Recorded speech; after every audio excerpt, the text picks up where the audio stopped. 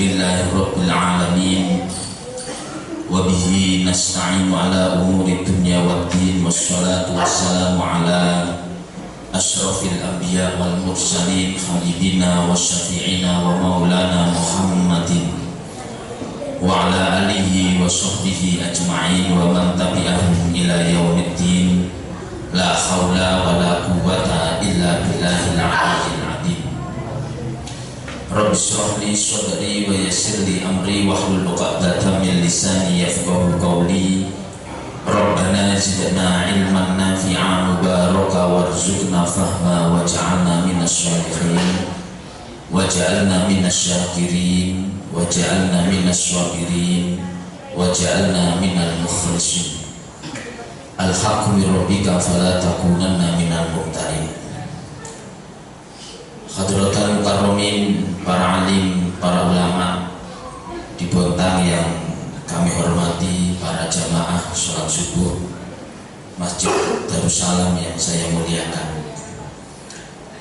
Adalah rasa syukur alhamdulillah yang senantiasa perlu kita munajatkan kepada Allah Subhanahu wa ta'ala. Nabiullah Daud semula adalah bukan seorang nabi, bukan seorang rasul, dan juga bukan seorang raja. Tapi kemudian Nabi Daud itu diangkat bukan hanya sebagai seorang nabi, tapi juga seorang rasul.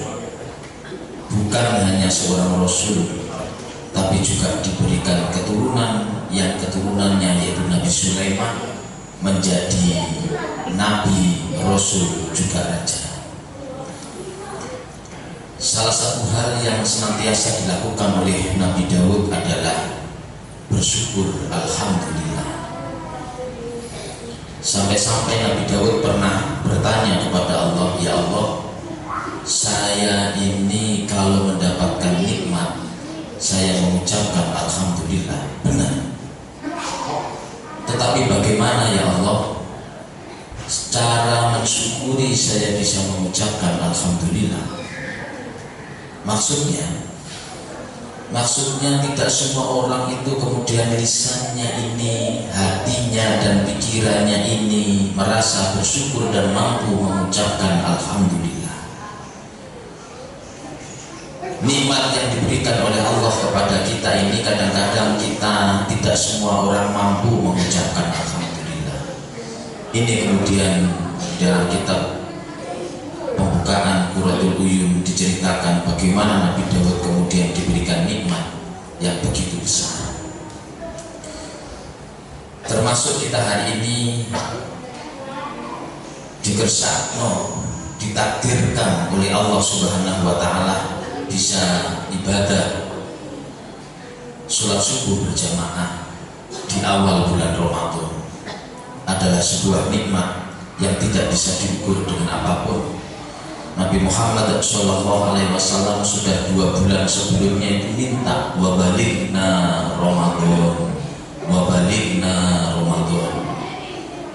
minta untuk ditemukan dengan bulan Ramadan, dan kita saat ini alhamdulillah ketemu dengan bulan Ramadan dalam kondisi iman, dalam kondisi sehat, dan mampu menjalankan ibadah di bulan Ramadan. Tadi Pak Imam di dalam surat Watin menyebutkan thumma radadnahu ila asfala safilin. Kita suatu saat, dan saat ini mungkin kita dikembalikan kepada kondisi-kondisi yang kembali seperti ketika kita dulu tidak banyak memiliki kekuatan. Tetapi alladzina amanu, orang-orang yang beriman itu kemudian falahum ajrun ghairu mamnun, mereka diberikan sebuah ajr. Ajr ini kalau dalam bahasa wage berbeda dengan remunerasi, upah.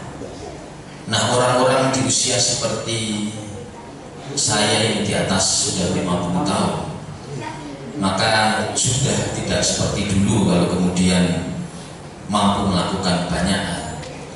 Tapi saya tidak membayangkan kalau kemudian kita tidak diberikan iman, di usia-usia di atas 50 tahun adalah hal yang paling membahagiakan ketika kemudian hati, pikiran, dan jasmani kita ini kemudian disenangkan untuk berzikir kepada Allah Subhanahu wa Ta'ala, dan salah satunya diberikan kesempatan subuh berjamaah, apalagi tadi diawali dengan qobliyah subuh.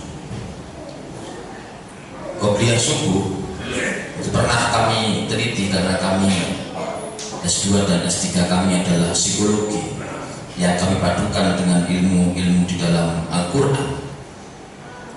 Kenapa Rasulullah kemudian menyebutkan 2 rakaat sebelum subuh itu jauh lebih bagus daripada dunia dan seisinya? Karena ternyata qobliyah subuh ini adalah sebuah wadah keberterimaan kita terhadap apa yang kemudian akan kita hadapi dalam satu hari itu. Maka bagaimana mungkin dunia dan seisinya itu mampu kita terima apabila kemudian diri kita tidak mampu menerima itu. Seringkali orang-orang mengalami split personality atau kemudian gampang marah, gampang emosi, dan gampang kemudian menyalahkan yang lain. Salah satunya adalah ketidaksiapan hati, mental, dan kondisi. Dan ternyata qobliyah subuh itu adalah merupakan hal yang harus dilakukan bagi umat Islam ketika ingin menghadapi dunia ini. Ma'asyiral muslimin rahimakumullah. Dan kemudian kita saat ini ditemukan oleh Allah dengan bulan Ramadan. Masya Allah, ini adalah nikmat yang luar biasa. Sebelum kami berangkat ke Malang, dari Malang ke sini, di perjalanan kami banyak menemukan bendera putih di pinggir jalan. Yang itu artinya adalah kalau di kampung kami, di desa kami, kalau ada orang meninggal maka pasti akan di tengah jalan itu kemudian mengibarkan bendera putih dan kemudian menengadahkan tempat sampah, tetapi ada untuk menerima sumbangan dari orang yang lewat di jalan. Dari rumah kami, pesantren kami menuju tempat orang tua kami memiliki beberapa tempat pendidikan. Itu harus melalui sekitar 7 km, tidak terlalu jauh. Tapi kami dalam satu hari akan menemukan 3-4 bendera yang dikibarkan di jalan.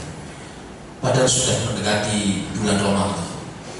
Maka memang adalah nikmat yang luar biasa ketika kita ditemukan dengan bulan Ramadan ini. Maka Rasulullah itu minta kepada Allah wa balighna Ramadan, dan kita insya Allah masuk di dalam doanya Kanjeng Nabi itu kita bertemu dengan Ramadan. Maka bentuk syukur kita bertemu dengan bulan Ramadan adalah satu, yang pertama adalah kita tentu mengisi dengan ibadah-ibadah. Ramadan kalau diklasifikasi nanti akan menjadi 3 bagian. Ramadan 10 hari yang pertama adalah puasa badan, di mana kita masih melakukan adaptasi secara fisiologis, adaptasi secara fisik. Yang asalnya sarapan jam 7 diubah menjadi sebelum subuh. Yang asalnya makan siang dan makan malam diubah kemudian menjadi ba'da maghrib. Dalam kondisi ini kita perlu melakukan penyesuaian. Tapi sekali lagi ini adalah masih tingkatan ibtidai atau badan, masih mengkondisikan secara badan. Maka nanti kemudian kita akan meningkat pada tahap yang kedua, 10 hari terakhir, 10 hari yang tengah, tanggal 10 sampai 20 yang disebut dengan puasa nafsani atau puasa secara psikologis. Atau kalau tingkatannya adalah tingkatan sanawi. Di saat itu mungkin secara badani kita sudah selesai, tapi ujian tentu saja berbeda, ujian SD dengan ujian SMP, ujian ibtida'i dengan ujian sanawi semakin berat. Maka di situ kita perlu senantiasa semakin meningkatkan ibadah kita kepada Allah Subhanahu wa Ta'ala. Dan nanti pada 10 yang terakhir kita akan masuk kepada tahapan puasa ruhani. Tidak mungkin kita bertemu dengan Lailatul Qadar di 10 hari terakhir ketika puasa badani, jasmani kita ini mampu beradaptasi. Kemudian yang kedua, nafsani secara psikologis kita benar-benar menata. Salah satu ciri terberat di dalam puasa nafsani adalah mulai menata hubungan kita dengan sesama manusia terlebih dahulu. Gusti Allah dawuh wala yazaluna mukhtalifina illa ma rahimah. Manusia itu cenderung untuk berbeda. Manusia itu cenderung untuk berselisih. Manusia itu cenderung untuk tidak mau menerima perbedaan-perbedaan hingga kemudian berselisih, kecuali orang itu kemudian oleh Gusti Allah diberi rahmati.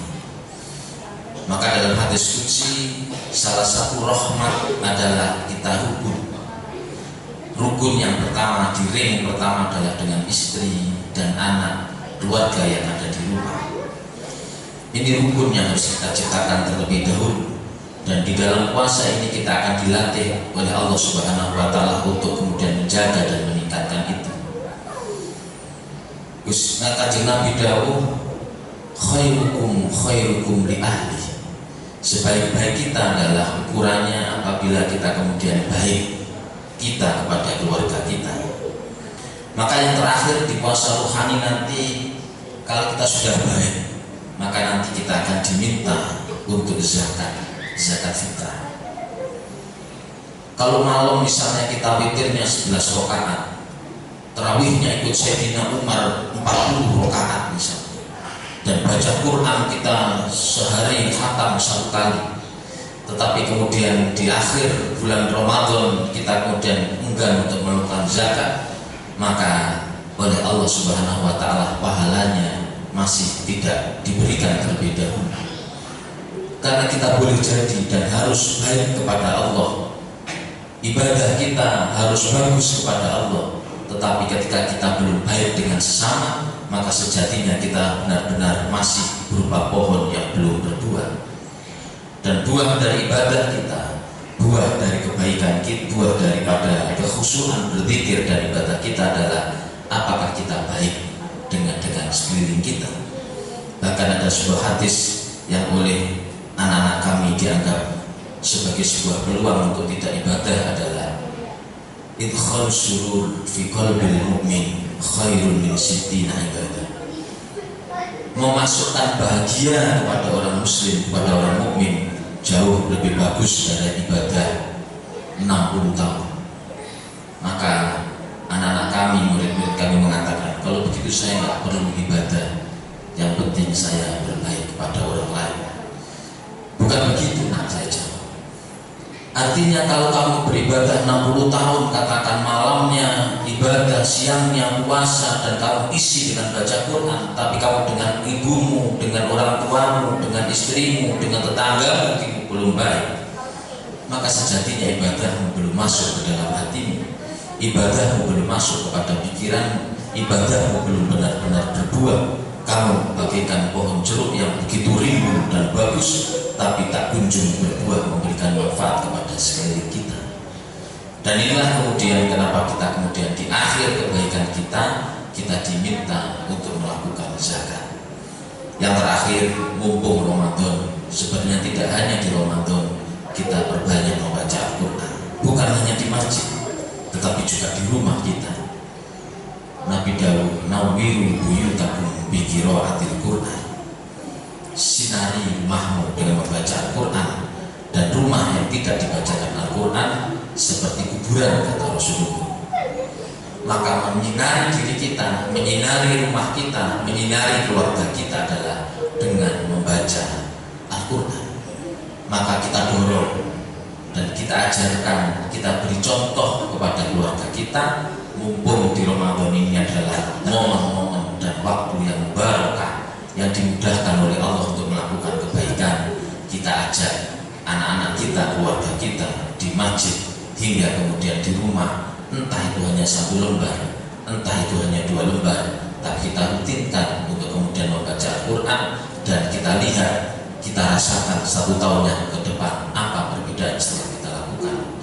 Mudah-mudahan oleh Allah Subhanahu wa Ta'ala kita benar-benar diberikan kekuatan, kita diberikan kesenangan untuk melakukan kebaikan dan kemalasan untuk melakukan keburukan, dan semua itu adalah karena pertolongan Allah Subhanahu wa Ta'ala dengan melakukan sunnah-sunnah yang kita lakukan.